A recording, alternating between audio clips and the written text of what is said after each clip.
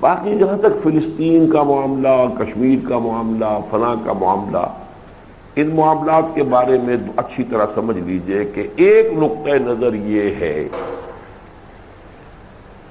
کہ یہ بظاہر تو اسلام کے دشمنوں کے ہاتھوں ہم پر مصیبتیں آ رہی ہیں، حقیقتاً یہ اللہ کا عذاب ہے ہم پر، اس لیے کہ اللہ نے امت مسلمہ کی حیثیت سے جو ذمہ داری ہمیں سونپی تھی وہ ہم نے ادا نہیں کی۔ اللہ کا عذاب، جیسے مکے میں جب ابو جہل مار رہا تھا تو وہ اللہ کی آزمائش تھی۔ وہ ہاتھ جو ہے ابو جہل کا تھا جس سے کوڑا پڑا ہے، جس پر بھی پڑا ہے، لیکن اللہ فرماتے ہیں وَلَقَدْ فَتَنَّا الَّذِينَ مِنْ، ہم آزما رہے ہیں، ہم آزمائیں گے، وَلَنَبْلُوَنَّكُمْ بِشَيْءٍ مِنَ الْخَوْفِ وَالْجُوعِ۔ تو وہ آزمائش تھی صحابہ کرام کی اللہ کی طرف سے، اگرچہ بظاہر وہ ان لوگوں کے ہاتھوں آ رہی تھی۔ اس حوالے سے یہ جان لیجئے کہ اس وقت امت کا جو حال ہے وہ سزا کا ہے، عذاب کا ہے۔ آپ کتاب میری پڑھ چکے ہیں، سابقہ اور موجودہ مسلمان امتوں کا ماضی حال اور مستقبل۔ وہ امت جو اتنی لاڈلی پیاری تھی کہ یہاں تک پہنچ گئی، نحن ابناء اللہ واحباہ، ہم تو اللہ کے بیٹوں کے مانند ہیں، بڑے چہیتے ہیں، ان پر جو جو کوڑے پڑے ہیں اللہ کے عذاب کے۔ فَلِمَ يُعَذِّبُكُم بِذُنُوبِكُم بَلْ أَنتُم بَشَرٌ مِّمَّنْ خَلَقَ۔ ایسے ہی لاڈلے ہو تو تمہارے اوپر یہ کوڑے کیوں پڑتے رہے؟ کبھی اسیریوں کے ہاتھوں، کبھی نبوکڈنضر کے ہاتھوں، کبھی یونانیوں کے ہاتھوں، کبھی رومیوں کے ہاتھوں، کبھی جرمنوں کے ہاتھوں، ایک پر ایک کوڑا مزیدار پڑ رہا ہے۔ کیوں پڑ رہا ہے؟ تمہارے کرتوتوں کی سزا دے رہے ہیں، اس لیے کہ ہم نے تمہیں ایک اونچا مقام دیا تھا اور تم نے اس کے تقاضوں کو پورا نہیں کیا۔ بعین ہی وہی مسلمانوں کے ساتھ ہو رہا ہے اور شدید سے شدید تر ہوتا جائے گا جب تک کہ امت مسلمہ اس فرض منصبی کو ادا نہ کرے۔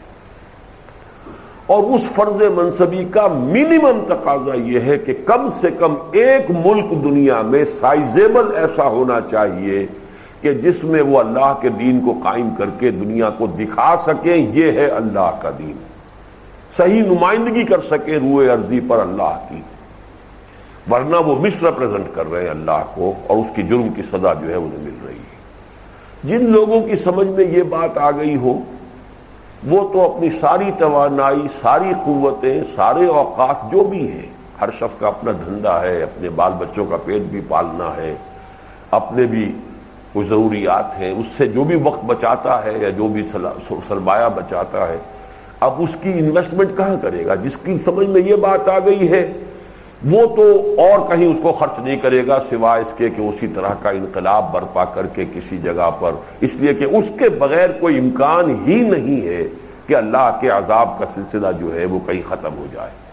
وہ ایک جگہ سے کوئی تھوڑا کم ہوگا دوسری جگہ زیادہ ہو جائے گا، دوسری جگہ سے کم ہوگا، جیسے فساد خون ہوتا ہے۔ مولانا مودودی نے یہ مثال ایک زمانے میں دی تھی کہ خون کا فساد ہے، ایک تھوڑا یہاں نکل آیا ہے، آپ نے اس کی خوب مرہم پٹی کی، پلٹس باندھی، سب کچھ کیا، لیکن آپ نے فساد خون کا علاج نہیں کیا، وہ منہ ٹھیک ہو جائے گا، کسی اور جگہ تھوڑا نکل آئے گا۔ تو فساد امت جو ہے وہ کیا ہے؟ وہ یہ ہے کہ جو امت کا فرض منصبی تھا وہ اسے ادا نہیں کر رہی۔ تو جن لوگوں کی سمجھ میں یہ بات آ جائے ان کی تو لاجیکلی پھر ان کی ساری توجہ، ساری توانائیاں، سارے اوقات صرف ہونے چاہیے اس پر کہ گویا کہ اصل کیوریٹو ٹریٹمنٹ جو ہے اس پر مرکوز کریں۔ جن کی سمجھ میں یہ بات نہ آئی ہو، بڑی تعداد ایسی لوگوں کی جن کی سمجھ میں یہ بات نہیں آئی، وہ اگر مدد کر رہے ہیں تو بہت اچھا کام کر رہے ہیں۔ ہم ان کی کبھی کسی درجے میں بھی، چاہے وہ فلسطینیوں کی مدد کر رہے ہوں، کشمیریوں کی مدد کر رہے ہوں، وہ چیچنیا والوں کی مدد کر رہے ہوں، تو بہرحال پھوڑے کو بھی تو آخر کچھ نہ کچھ درد جو دے رہا ہے تو پلٹس باندھ کر یا کوئی اور اس کے اوپر ٹریٹمنٹ کر کے جو کم سے کم جو ہے جتنے درد ہو رہی ہے اس میں کوئی شدت میں کمی ہو جائے تو وہ برا کام نہیں ہے، کوئی غلط کام نہیں ہے۔ لیکن جن لوگوں پر پہلی حقیقت منکشف ہو گئی ہے وہ بھی اپنی صلاحیتیں وہاں جھونک دیں گے تو اصل کیوریٹو ٹریٹمنٹ کا تو کوئی بندوبست ہوگا ہی نہیں۔